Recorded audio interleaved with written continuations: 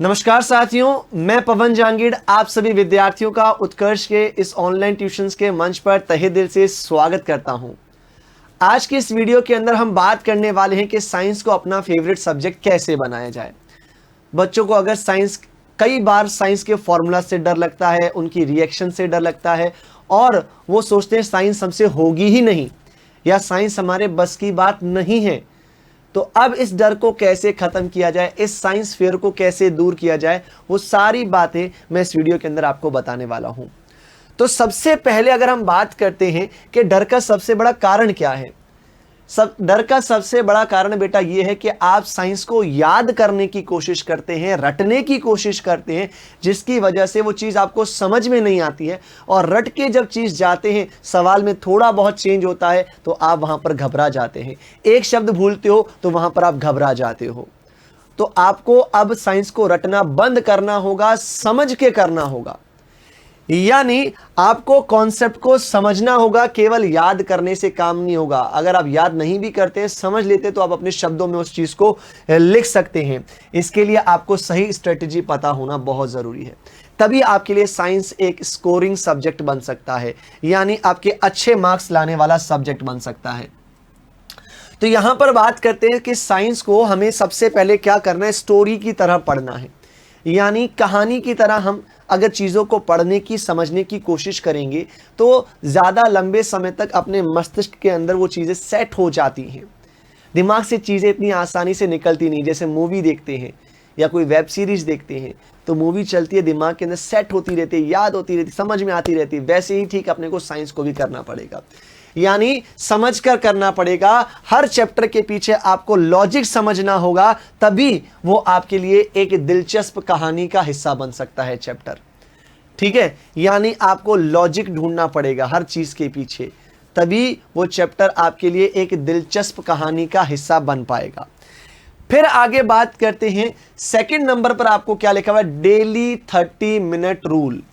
यानी आपको एक दिन बैठ के 5 घंटे, 10 घंटे, 12 घंटे पढ़ाई नहीं करनी है, आपको कंसिस्टेंसी रखनी है। यानी कि आपको एक दिन में 12 घंटे नहीं पढ़ना है, आप रोज पढ़िए, थोड़ा थोड़ा पढ़िए, पर पढ़ना डेली है। पढ़ना डेली है, चीज़ों को समझना डेली है। यानी कि अगर हम बात कर रहे हैं कि 5 घंटे में बैठ के सोच रहा हूं कि साइंस मुझे समझ में आ जाएगी, 5 घंटे बेटा कोई एक सब्जेक्ट आप बैठकर नहीं पढ़ पाएंगे। आपको रोज छोटे छोटे कॉन्सेप्ट को पढ़ना होगा, समझना होगा और साथ साथ रेगुलर रिवीजन बहुत जरूरी है। Revise and revise make you wise. तो यानी आपको रिवीजन कंटिन्यू रखना पड़ेगा। जो भी चीज पढ़ रहे हैं, 20 मिनट पढ़ाई की तो 10 मिनट कल वाला वापस पढ़ लो एक बार, जिससे क्या होगा, आप रिवीजन करते रहेंगे। तो ये छोटे छोटे स्टेप्स अगर आप फॉलो करेंगे तो निश्चित तौर पर आपको इसके बड़े परिणाम प्राप्त होंगे। यानी कंसिस्टेंसी बहुत जरूरी है। NCERT is equal to success. कई बार बच्चे एक गाइड के पीछे भागते हैं, उस बुक के पीछे भागते हैं, उस बुक के पीछे भागते हैं। नहीं भागना है। आपकी एनसीईआरटी की जो बुक बनाई गई है, कई सारे व्यक्तियों का उसमें योगदान होता है और काफी सफल व्यक्तियों का उसमें योगदान होता है। यानी जिनको साइंस की गहराई पता है, उन सभी लोगों ने मिलकर इस एनसीईआरटी की बुक को बनाया है। तो इसका मतलब वो कचरा तो हो नहीं सकती, उसमें कुछ गलत चीज तो हो नहीं सकती, हो भी सकती तो बहुत कम चांसेस होंगे उसके अंदर। ठीक है, तो आपको सिर्फ और सिर्फ अपने फाउंडेशन पर फोकस करना होगा। फाउंडेशन पर फोकस करेंगे तभी जाकर आगे एक बड़े पर्दे पर अपनी फिल्म को देख पाएंगे। यानी कि चाहे आपके बोर्ड एग्जाम की बात की जाए, चाहे आपके कॉम्पिटिटिव एग्जाम की बात की जाए, चाहे कॉन्सेप्ट बनाने की बात की जाए, आपको एनसीईआरटी की लाइन बाय लाइन सारी चीजें घोट लेनी है, पी लेनी है, गटक लेनी है। एनसीईआरटी सब कुछ है। कोई भी कॉम्पिटिटिव एग्जाम दे दो, एनसीईआरटी से क्वेश्चन आएंगे। तभी लिखा है NCERT is equal to success की। ठीक है, सक्सेस अगर चाहिए, चाहे आपका छोटा एग्जाम, बड़ा एग्जाम, कंपटीशन का एग्जाम, कोई भी एग्जाम हो, एनसीईआरटी से क्वेश्चन आएंगे। ठीक है, बात करते हैं आगे, विजुअल्स का यूज करें। विजुअल्स का मतलब विजुअल ना देखकर चीजों को समझना, पढ़ना नहीं, देखकर ही अपने को पता चल जाए। देखो बेटा, आपको क्या करने हैं, कोई भी कॉन्सेप्ट को रटना नहीं है, आपको क्या करना है, फ्लो चार्ट बना के समझना है, चीजों को आपस में इंटरलिंक करना है, चीजों को जोड़ना है कि एक चीज का दूसरी चीज के साथ क्या संबंध है। उस संबंध को जोड़ते हुए फ्लो चार्ट बनाएंगे, चीज़ों के डायग्राम बनाएंगे तो आपको ज़्यादा लंबे समय तक वो चीज़ें याद रहेंगी, चाहे वो केमिकल रिएक्शन हो, चाहे कोई बायोलॉजी का प्रोसेस हो, चाहे कोई फिजिक्स के न्यूमेरिकल्स हो, फॉर्मूलाज हो, वो सारी चीज़ें। माइंड मैप बनाइए। जब चैप्टर पूरा खत्म हो जाए तो आपको क्या करना है, कोशिश करना है उस चैप्टर को, पूरे सार को, समरी को एक पेज के ऊपर हम लेकर आ जाएं, एक पन्ने पर उस पूरे चैप्टर का सार लेकर आ जाएं, ठीक है। जिससे क्या होगा, आपके लिए बाद में जब रिवीजन करना होगा तो चीजें काफी आसान हो जाएंगी, सरल हो जाएंगी। तो डायग्राम्स बनाते रहना है, इससे आपको इंटरेस्ट भी आएगा, ठीक है। फ्लो चार्ट बनाने हैं और इसके साथ साथ आपको क्या करना है, माइंड मैप बनाने हैं, जिससे क्या होगा, चीजें जल्दी आपको याद आ जाएंगी, ठीक है। फॉर्मूला रटना बंद करो, यानी फिजिक्स की बात चल रही है, भौतिक विज्ञान की बात चल रही है, फॉर्मूलाज काफी हमारे सामने आते हैं, डरते हैं, घबराते हैं, मात्रक कैसे निकालें, सूत्र कैसे बनाएं। तो सूत्र और मात्रक आपको रटने की बजाय ये सोचना चाहिए सूत्र आया कैसे, सूत्र कहां यूज हो सकता है, सूत्र में कौन कौन सी चीजें हैं जिनको हम आपस में संबंध बैठाने का प्रयास कर रहे हैं। यानी आपको क्या करना है, चीजों में सोचना होगा फॉर्मूला आया कहां से, यूज कब करना है और उसकी यूनिट क्या होगी, ये सारी चीजों पर आपको विचार करना होगा। इससे आपके कॉन्सेप्ट क्लियर होंगे और फॉर्मूला अपने आप ही याद होना स्टार्ट हो जाएंगे, रटने की आपको जरूरत ही नहीं पड़ेगी। फिर बात करते हैं नेक्स्ट चीज, साइंस मिस्टेक नोटबुक। ये बहुत इंपॉर्टेंट की रोल प्ले करेगी, जो बच्चे बहुत सारे अवॉइड करते हैं। नोटबुक में कुछ गलती हो गई, मैम ने, टीचर ने गलती निकाली है, हमने उस गलती को वैसे ही छोड़ दिया। देखो बेटा, गलतियां करने में कोई बुराई नहीं है, बट गलतियों में सुधार ना करना यह बहुत बड़ी दिक्कत की बात होती है। तो अपने को क्या करना है, एक ऐसी नोटबुक बनानी है जिसके अंदर हमें वो सारी चीजें, वो सारी गलतियों को शामिल करना है, लिखना है, जो हमें भविष्य में वापस रिपीट नहीं हो, इन चीजों का ध्यान रहे। तो जो भी आपके क्वेश्चंस गलत हुए हैं उस नोटबुक के अंदर आप नोट कर लीजिए, जो भी कंफ्यूजिंग फॉर्मूलाज हैं वो भी आप उस नोटबुक के अंदर नोट कर लीजिए, इंपॉर्टेंट रिएक्शंस हैं वो भी आप उस नोटबुक के अंदर नोट कर लीजिए। एग्जाम से पहले ये नोटबुक आपके लिए काफी ज्यादा हेल्पफुल होने वाली है। यानी जैसे बुखार में पैरासीटामोल की दवाई लेते ना, ठीक वैसे एग्जाम के टाइम ये नोटबुक आपके लिए काफी ज्यादा मददगार साबित होगी, यानी सबसे बड़ा हथियार आपकी नोटबुक होगी।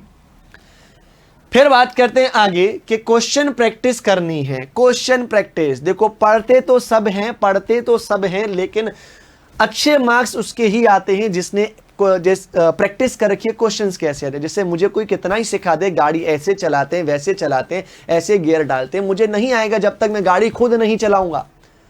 तो तैयारी अगर परीक्षा के प्रश्नों की कर रहे हो तो वैसे ही प्रश्नों को आपको हल करने का प्रयास करना है। यानी वो प्रैक्टिस आपकी फर्स्ट डे से चालू हो जानी चाहिए, स्टार्ट हो जानी चाहिए कि क्वेश्चंस एग्जाम में कैसे आते हैं। क्वेश्चंस की प्रैक्टिस बहुत जरूरी है। साइंस केवल देखने से समझ में नहीं आएगी, सॉल्व करने पड़ेंगे, गलत होंगे कोई बात नहीं, वापस सॉल्व करो, गलत होंगे कोई बात नहीं, वापस सॉल्व करो। चाहे वो एमसीक्यू क्वेश्चन क्यों ना हो, चाहे वो वन लाइनर क्वेश्चन क्यों ना हो, चाहे वो न्यूमेरिकल क्यों ना हो, हर प्रश्न का पोस्टमार्टम करना है। अपने को पोस्टमार्टम करना है, कैसे भी तोड़ मड़ोड़ के कैसे ही क्वेश्चन पूछ लें, आपको उसका उत्तर आना चाहिए, आपको उसका उत्तर पता होना चाहिए। So practice makes a man perfect. So आपको क्वेश्चन आंसर की ज्यादा से ज्यादा प्रैक्टिस करनी होगी, ठीक है। 1 चैप्टर 3 रिवीजन मेथड, यानी एक चैप्टर का रिवीजन कैसे किया जाए। पहले तो यहां पर क्या लिखा, फर्स्ट रीडिंग, आपको रीडिंग करके कॉन्सेप्ट को समझना होगा। फिर आपको सेकंड रिवीजन में क्या करना पड़ेगा, नोट्स बनाने होंगे, क्वेश्चंस करने होंगे, और थर्ड टाइम जब आप रिवीजन करने होंगे तब आपको टेस्ट प्रैक्टिस करनी होगी। यानी आपको 3 लेवल पर काम करना होगा। एक गेम के अंदर जैसे अलग अलग लेवल्स होते हैं ना, वैसे ही आपको 3 लेवल पर काम करना पड़ेगा। पहले रीडिंग करो, फिर आप नोट्स क्वेश्चंस बनाओ, फिर आप या क्वेश्चंस को सॉल्व करो, और थर्ड लेवल पर जाने के बाद आप टेस्ट की प्रैक्टिस करोगे।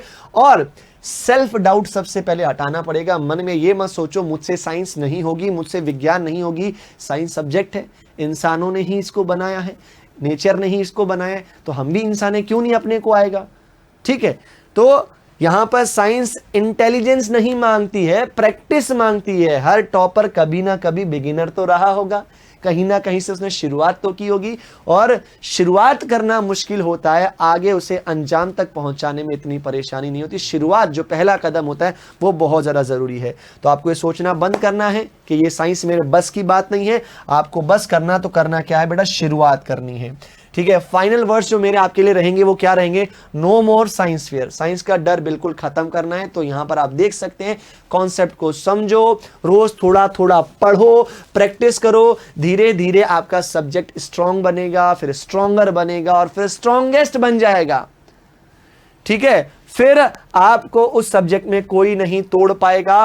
और हमारी इस जर्नी में आपको सपोर्ट बनाए रखना है। अगर आपको ये स्ट्रेटेजी मदद करती है, 1% भी मदद करती है आपके दोस्तों को, आपके परिवार वालों को, तो आपको इस स्ट्रेटेजी के वीडियो को लाइक करना है, शेयर करना है और चैनल को सब्सक्राइब करना बिल्कुल मत भूलिएगा। Thank you so much everyone, have a good day.